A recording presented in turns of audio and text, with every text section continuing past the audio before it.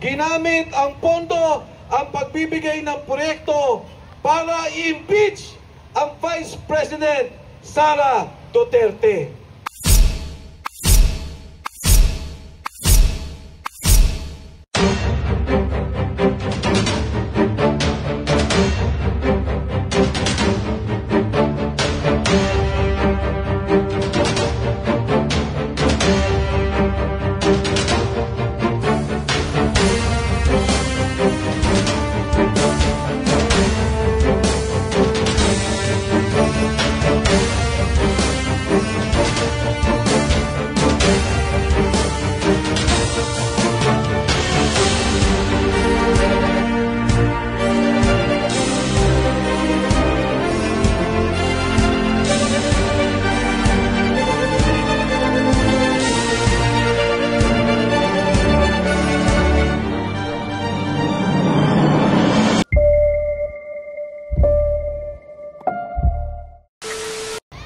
Maraming salamat.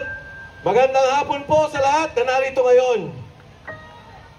Alam niyo mga kasama, 3 taong nakaraan, dito nagsimula ang nationwide caravan ni Pangulong Bongbong Marcos. Marahil marami sa inyo ang kasama ng panahong yon na siguro matutuloy natin na pinakamalawak at pinakamalaking caravan sa kasaysayan ng halalan sa buong Pilipinas. Tama! Ang aking pong paniwala noon, ang Pangulong Marcos ay gagawa ng pagbabago. Ang aking buong paniniwala sa aking puso at damdamin ay aayusin niya ang pangalang Marcos. Pagagantahin niya ang kanyang serbisyo at aayusin ang ating bansa para magkaroon ng pag-unlad at pagbabago sa sambayanang Pilipino.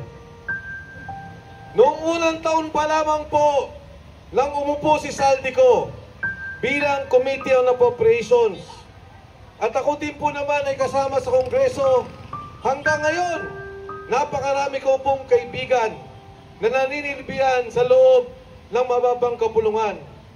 Narinig ko na ang 20% na sinasabing hingian sa proyekto. Paano po ba ginagawa yan? Hindi naintindihan ng karamihan kung paano.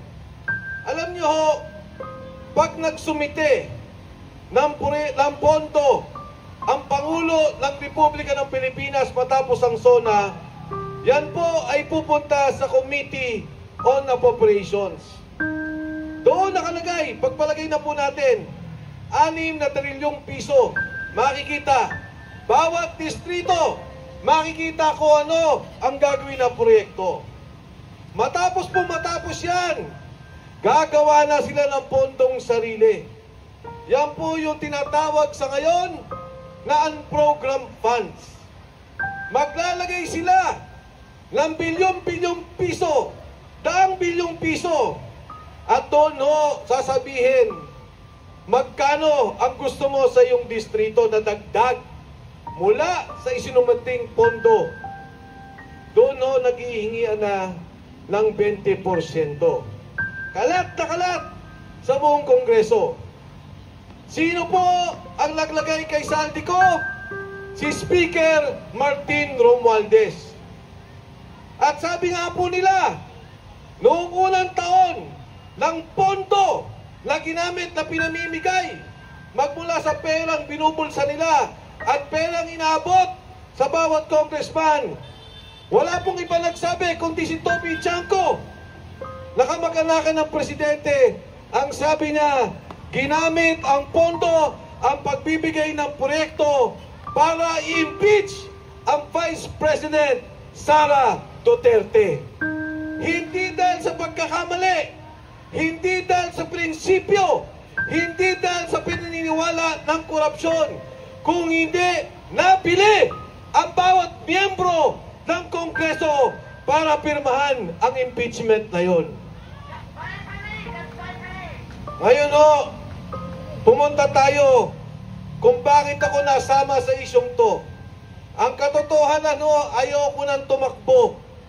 Sinabi ko na ho yan nung ako'y tumayo sa EDSA noong nakaraan, inimbitahan ako ng sagip, pinapatakbo ko sa isang distrito, ang sabi, wala ka ng kalaban, ang sabi ko, ayoko muna. Gusto ko sa pribado at maghanap buhay. At ayoko na ang pera pinapakain sa aking pamilya, ang pondong iniipon ko ay galing sa nakaw at pondo ng sambayanang Pilipino. Lumapit si Sergeant Gutesa. Ano ang sabi niya sa akin? Sir, kami po ang nagdi-deliver ng pera. Nagulat po ako. Sabi ko, totoo ba yan, Sarge? Opo. Ang pinakamalaking nakita kong delivery, 46 na maleta. Nagkakahalaga, humigit kumulang 2.5 billion. Isang delivery lang na ginawa nila. Ang sinasabi po sa akin ni Sergeant Gutesa, meron kaming Viber chat 3 beses sa isang linggo ang delivery. Ban-ban po kami, 2, 3, 5 kung ilan ang kailangan para mag-deliver ng pera. Ano ang pangalawa niyang sinabi? Ang sabi niya, kami po ay nagdi-deliver ng pera kay Martin Romualdez. Nagulat po ako nang sabihin niya yun. At hindi ko maintindihan. Dahil ang sabi sa akin ni Sergeant Gutesa, inaakyat po namin ang mga maleta sa bahay ni Saldico sa may Horizon at binababa muli namin. Sabi ko dun sa 45, ilan ang binaba ninyo? 35 ang binaba po namin. Sabi ko, Sarge, parang ang hirap naman nun. Inaakyat nyo pa ang maleta, pagkatapos ibinababa nyo muli, isinasakay ninyo. Sabi niya, sir, hindi ko rin po alam kung bakit. Ang sinabi pa niya, na hindi pa ho na sinabi sa komite, sir, nagulat ako. Yung Department of Health, pinahinto nila, 0 budget, dahil ayaw daw makisama nung departamento, nung kalihim ng Department of Health. Pero matapos po noon, nung nag-usap-usap sila, muling ibinalik ang pondo at dinagdagan pa. Kwento po yan ni Gutesa. At sigurado ako, sa kwentong yan, may anomalya sa Department of Health na hindi pa natin nakikita. Lahat meron! Mga kasama, ng panahong yun, ang panawagan ko, imbestigahan si Martin Romualdez.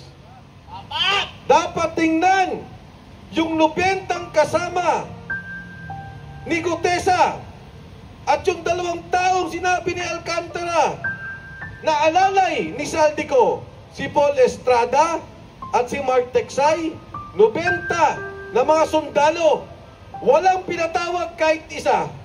Yan ang magsasabing totoo na nagdi-deliver sila ng pera. Yan ang magpapatunay, si Paul at si Mark, saan galing ang pondong to? Sa departamento ba? Sa mga congressman ba? Anong pondo ba yan? Komisyon ba yan sa customs na sinasabi ni Saldico? O yung pera na galing sa asukal, sibuyas at bigas na sinasabi ni Saldico na pinagperahan ng gobyernong ito? Noong pong nangyayari ito, hindi ako nananawagan ng BBM resign. Nagulat ako nung nagsalita na si Saldico. Ano ang sabi ni Saldico? Nagdi-deliver ako ng pera kay Martin Romualdez at kay Bongbong Marcos. Yan! Marcos! Isay! Ngayon o, karagdagan. Baka hindi ka pa rin pwedeng maniwala. Baka gawa-gawa ni Saldico dahil gipit na siya. Anong sabi ni Saldico?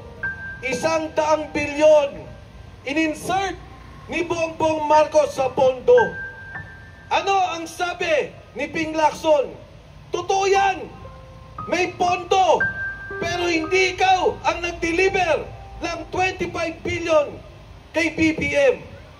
Ang nag-deliver ng pera ay si Yusek Bernardo kay Secretary Bersamin at kay Secretary Pangandaman Ano po ang ibig sabihin nito?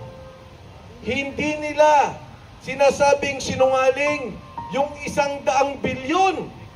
Totoo na may 100 bilyon na inilagay sa pondo. Inilabas ang listahan at wala po silang masabing nagsisinungaling si Saldico.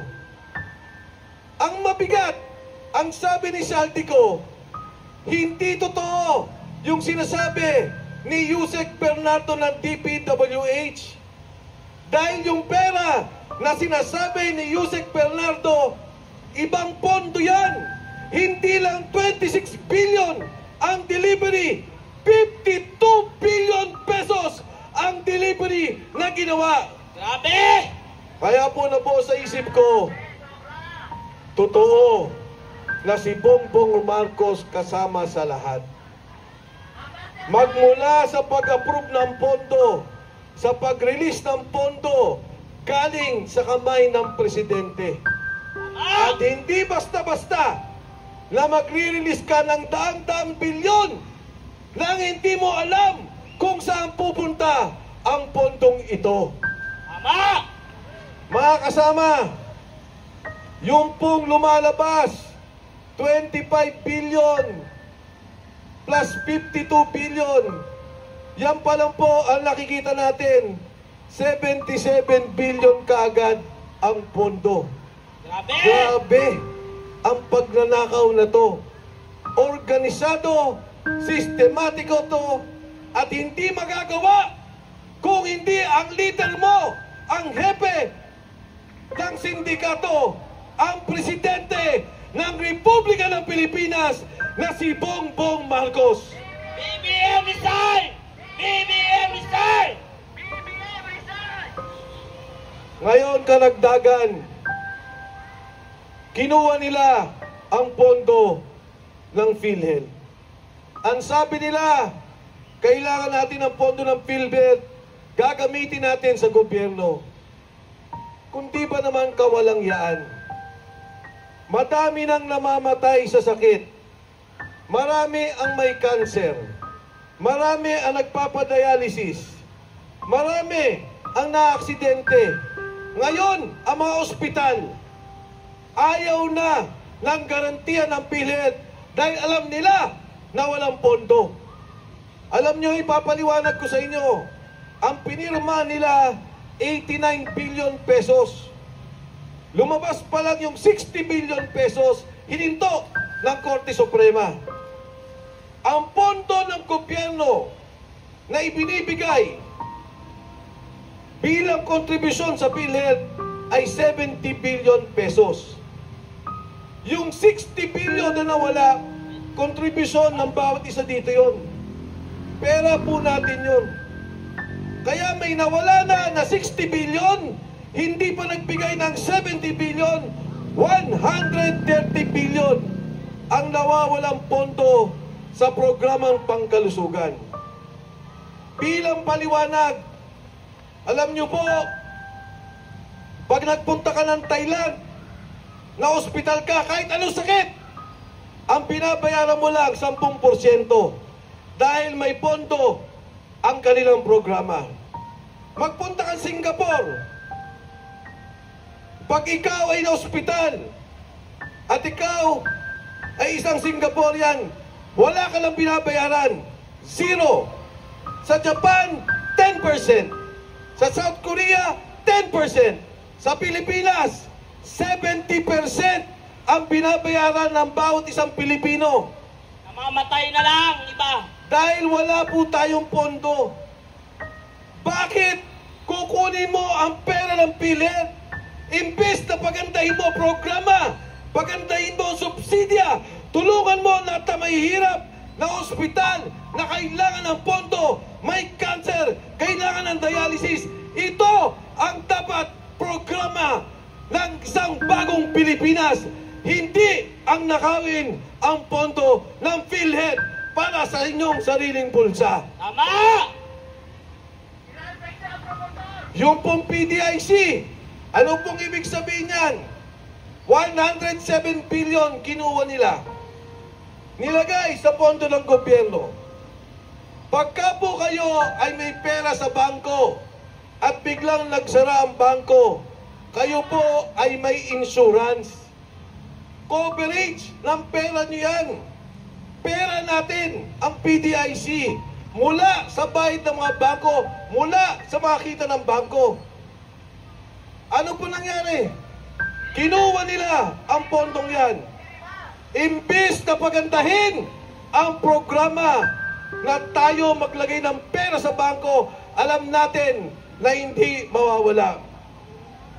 Kaya mga kasama, pag pinagsama-sama mo, PhilHealth, 130 billion, PDIC, 107 billion. Magkano po lahat yan? 237 billion. Saan napunta ang perang yan? Sa bulsa ni Marcos! Napunta sa flood control at sa bulsa ng mga nakaupo sa Kongreso, Senado at sa bulsa ni Saldico, ni Speaker Martin Romualdez, ni First Lady Lisa Marcos at sa bulsa ni Bongbong Marcos. Tama! Woo! Kaya po ako nandito ngayon bilang pakikisa sa isang matapang na kasama sa ating Kongreso. Pinapaliwanag ko po ang lahat ng isyong to at kahit sino sa Kongreso, sa Senado o sa Kabinete na gustong tumibate ay haharap ako. Ang ginawa nila kay Kiko Barsaga ay kawalang-yaan. Ang tao walang ginawa kundi magsalita lamang ng katotohanan, magsalita ng kanyang iniisip, magsalita ng kanyang damdamin. Walang ninakaw si Kiko Barsaga! Tama! Protect Kiko! Kaya po ako nandito dahil ako'y nakikisa sa kanya at nakikisa sa lahat sa inyo. Kung gaya lang nilang gawin kay Kiko Barsaga yan, ay gagawin nila sa lahat ng tao. Si Captain Dado Enriquez, kinasuhan na.